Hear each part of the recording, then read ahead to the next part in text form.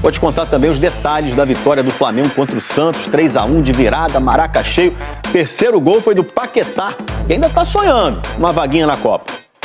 Cara, acho que eu venho fazendo meu trabalho, me dedicando, fazendo o meu melhor. Acho que esse é o meu objetivo principal, tá bem dentro de campo, fazendo o meu dever bem feito, fazendo o que o professor pede, para estar bem no Flamengo, que consequentemente eu vou chegar na seleção. Foi assim durante toda a minha carreira e não vai ser diferente agora.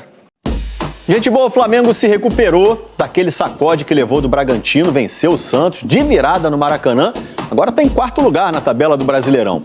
Pedro fez o primeiro e igualou o Gabigol em gols marcados pelo Flamengo.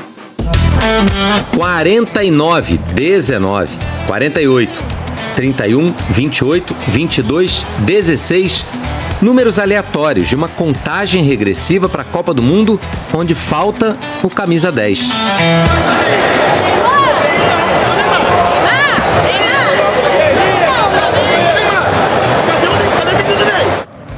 Suspenso, Neymar não veio ao Maracanã em dia de recorde do Brasileirão até o momento.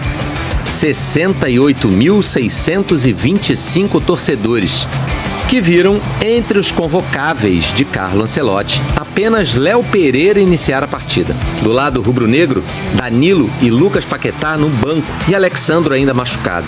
Coube então a dois jogadores da seleção uruguaia, Varela e Arrascaeta, a primeira boa trama de ataque. Mas o cruzamento foi alto demais para o Arrasca. Varela também teve uma chance de cabeça e errou o alvo.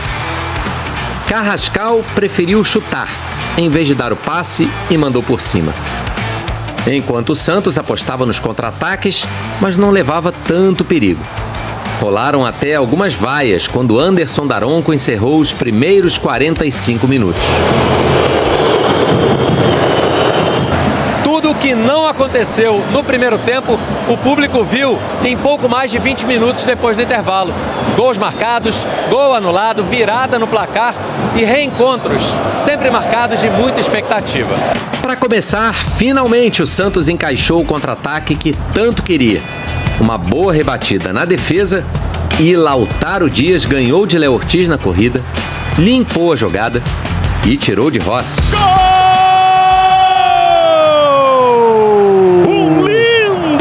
Contra-ataque. A resposta não demorou. Depois de uma defesaça de Gabriel Brazão, Léo Ortiz mandou para a rede. Só que o zagueiro estava impedido no primeiro lance e participou da jogada. Depois de 6 minutos de paralisação, jogo reiniciado. E o Flamengo foi buscar o empate em cruzamento de Carrascal para Pedro. Ele subiu com Zé Ivaldo, mas o gol foi confirmado para o camisa 9. Pedro!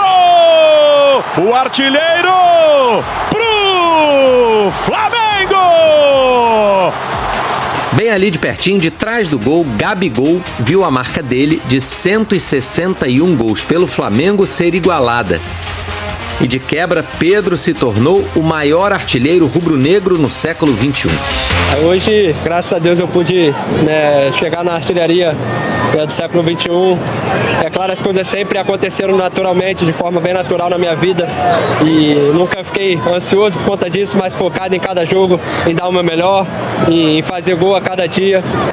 E nem deu tempo do Santos respirar. Mais uma bola na área e pênalti de Barreal em Arrascaeta. Pênalti!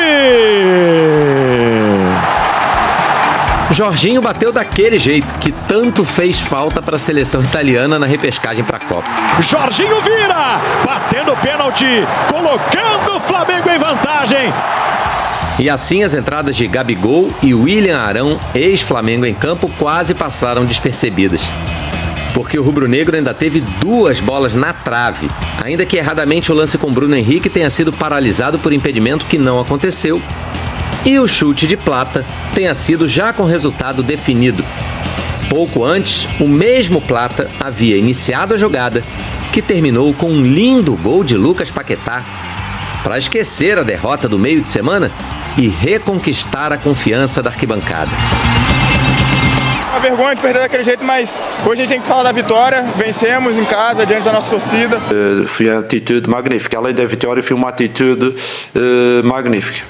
Um Flamengo renascido no domingo de Páscoa, voltando a olhar para a parte de cima da tabela. Eu acho que assim, o que o torcedor acha, pouco importa. Se acha legal, se romantiza essa postura mais agressiva do jogador e tal. Eu acho o seguinte, o time muitas vezes precisa ter um jogador mais viril. Mais viril não significa desleal, violento ou que está sempre no fio da navalha. A gente fala aqui há anos sobre essa questão de tomar cartão amarelo todo jogo. Todo jogo. O que ele fez na final da Libertadores também, só faço a ressalva, porque começou uma vitimização.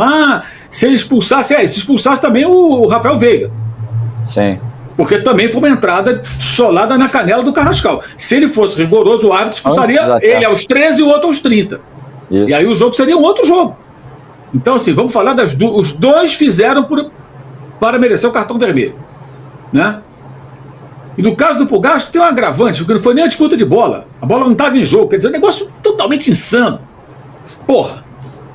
A questão aí é o clube aceitar. É o clube tolerar. Aí de novo é o Boto. É o Boto, porra. O Boto é o diretor. Ele que tem que chegar e falar, ô Pulgar, o que significa isso? Falar com o pessoal lá da análise de desempenho e tal.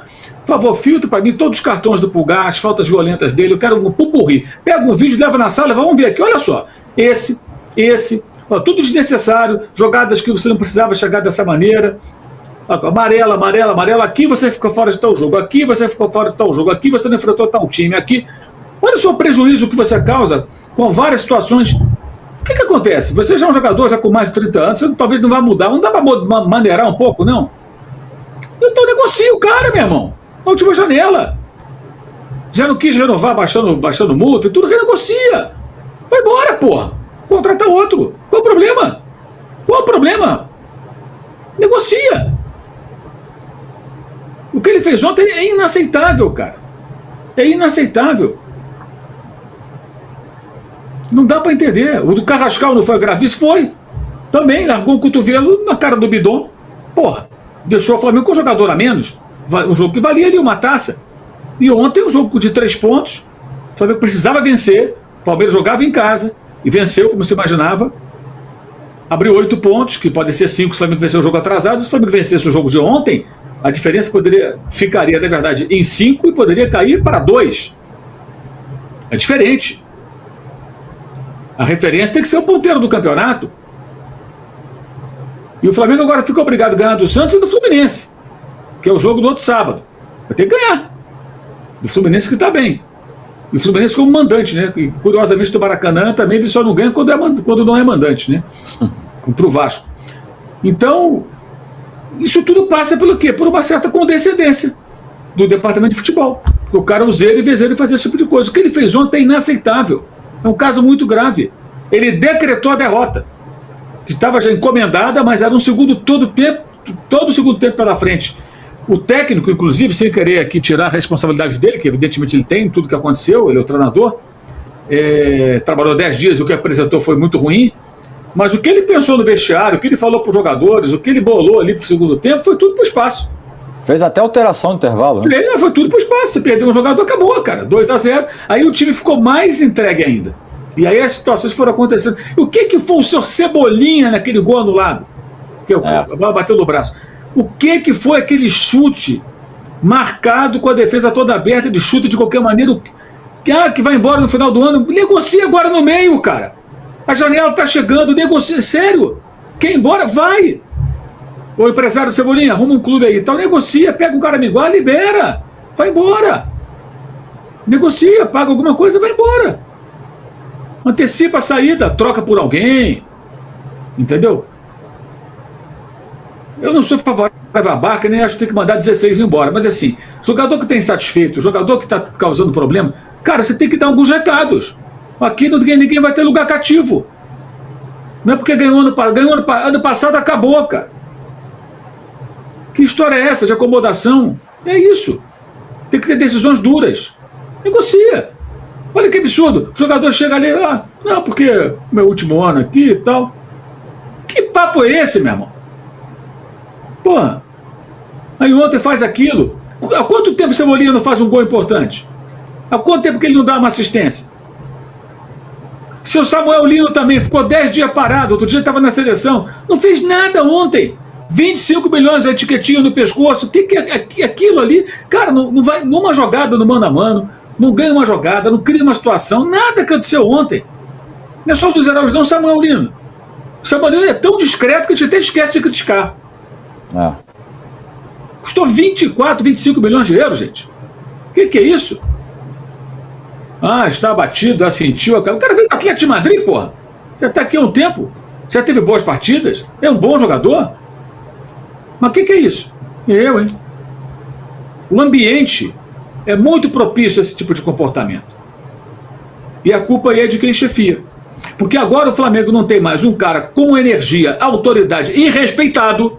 Porque não adianta você gritar e ninguém te respeitar, né? E também não tem nem o milongueiro que consegue ser parça dos caras e levar na conversa, não tem uma coisa nem outra, entendeu? Não tem uma coisa nem outra. O Ayrton Lucas, Mauro? Mas não é fase, o Ayrton Lucas é isso aí, gente. Isso não é fase. Ele é isso.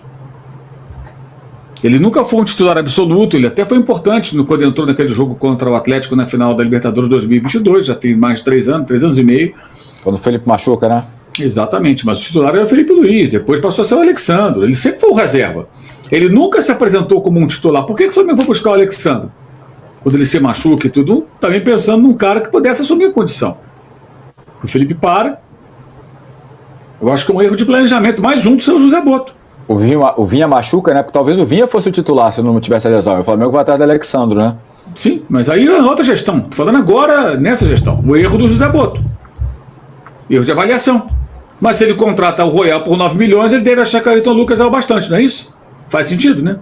Faz sentido. Uma linha de raciocínio. Tudo tem as digitais do Boto aí. O Vinha mal fisicamente e Vinha é fogo, né, cara?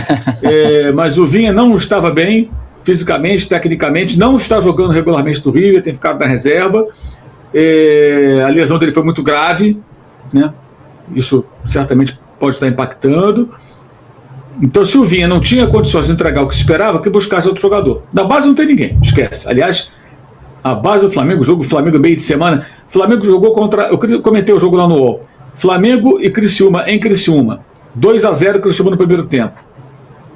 Pablo Lúcio expulso por reclamar do árbitro até tomar cartão vermelho. E ri na cara do juiz como se fosse uma absurda expulsão. Gente, na base já tem isso aí.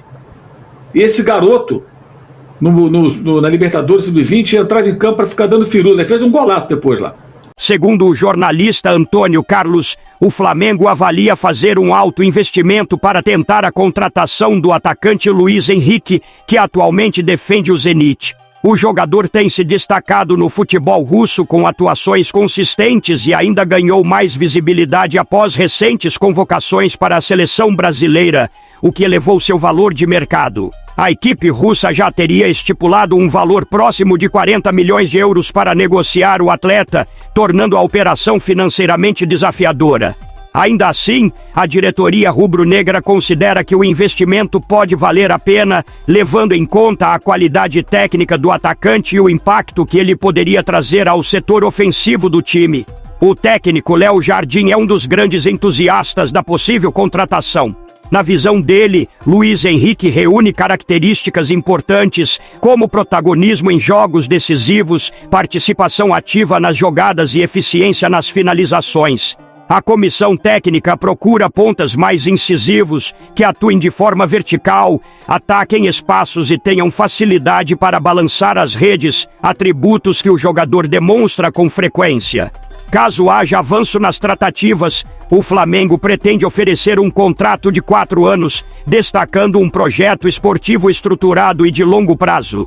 A busca por um atacante decisivo no elenco faz com que o clube esteja disposto a intensificar esforços para viabilizar a chegada de Luiz Henrique, que na visão do Flamengo seria o jogador ideal para elevar o patamar do Flamengo. Agora eu quero saber a opinião de vocês. Luiz Henrique será um bom reforço? Sim ou não? Deixe sua opinião no comentário. Não esqueça de curtir o vídeo e inscreva-se no canal para não perder nada do Flamengo. Até a próxima e saudações rubro-negras.